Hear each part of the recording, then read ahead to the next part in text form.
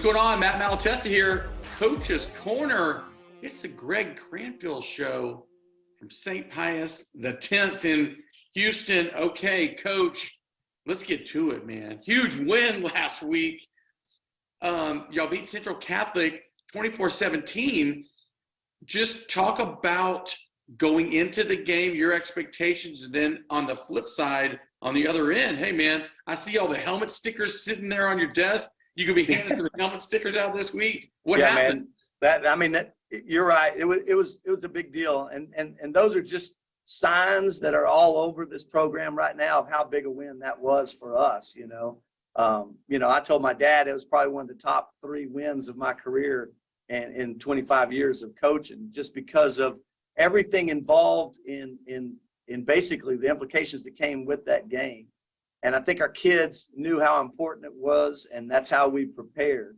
We didn't seem like it offensively coming out that first half. We had four turnovers in that first half. And I told them at halftime, I said, you guys know me. I tell you exactly the truth. And I said, defensively, probably with hands down, the best performance that we had. Because they were up on us at halftime 10-0, and the only time they had scored was a pick 6 that we had thrown. And so I felt like defensively we were doing everything that we needed to, led by Jonah, Razzo, Aiden Allen, Travis Pescick, Minton, Lou, Alec, all those guys were playing their tails off. And I wanted them to know how proud I was. And then I flipped it and said, maybe the worst offensive performance in one half of football that we've ever had in the same amount of time, But from that, I challenged them. I said, defense, it's just 1%.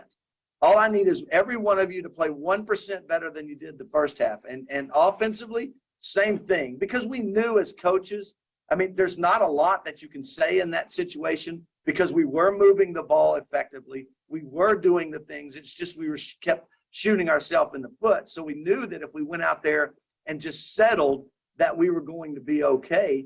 We scored 24 second half points and actually fumbled the ball on the goal line going in, which would have gave us 31 second half points. So I really felt like offensively we stepped up and did the things that we needed to.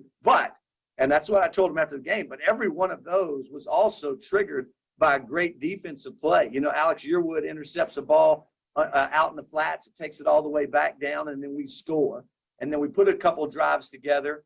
One of the key parts of the game for me is it's 17-14 late. And, we missed an opportunity to actually go in and score, but ran out our junior kicker, Preston Kyle. And with just all the confidence in the world that I don't normally have in kickers, I'll just be honest with you, just knew he was fixing to run this ball right through the middle. And there was a pretty good gust of wind, but it did not matter. And sure enough, great snap, great hold, and he put it right through to make it 17-17 late. And then Central Catholic tries to throw it late in the game with like less than 2 minutes.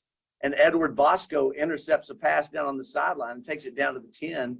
And then we score and go up 24-17. So there were tremendous plays, both offensively and defense. Nate Alvarez had a great catch from the tight end position that put us in position to score again. So I was proud of the guys that we never flinched.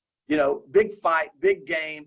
The worst thing you can do is worry, about how that play lasts the entire game. And I don't think our guys did it. I think we were just, every time something bad was happening, it's our philosophy of shake it off and step up. Something bad happens, you shake it off because there's not much you can do about it, but except for learn from it. And we constantly were doing that. So very proud of the drive of our team to understand how important it was. And just to see those guys smile after that game because they knew what they had accomplished. They knew that what was at stake, and they knew that they had gone out and done exactly what they needed to. It's everything for a coach. And I was proud of our staff as well for putting a game plan together to go execute it. And for them as well, don't panic. We were playing great defense. We were playing great offense. We just kept turning the ball over. And once we settled in, good things were going to happen. That's exactly what did happen. Yeah, talk about the post game. What's that like? What's the bus ride home like? Everybody's just likely fired up about it. A big win. In 3 years of traveling from back and forth to San Antonio, we beat San Antonio Christian last year, and that was the first time that we had ever had that bus ride home after a victory.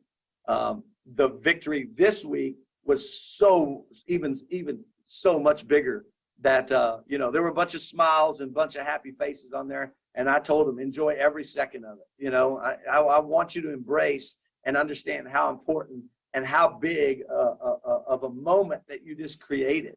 I was proud of our senior class. There's nothing like living the rest of your life, and we know this as men, that we'll tell that story for days until they put us in the grave. You know what I mean? Our sons and grandsons will have to hear about the time we went to Central Catholic and beat them 24-17. And that's great. That's what sports is about, And I tell our kids all the time, don't buy fancy cars, don't buy fancy jewelry. Take the money that you have and do things with the people that you love.